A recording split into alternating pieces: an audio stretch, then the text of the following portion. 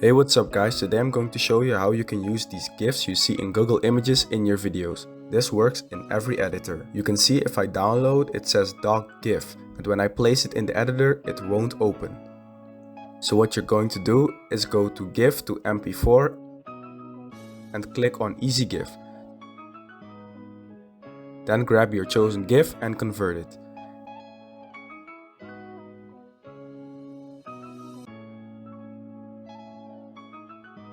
Click on Save at the output and download it.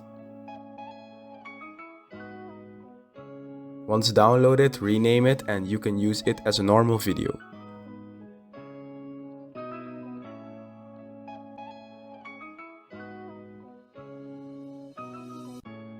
I also have a solution for if you want to use .web pictures in your videos. Definitely check that one out.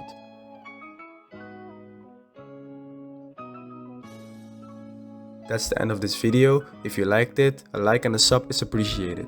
Peace.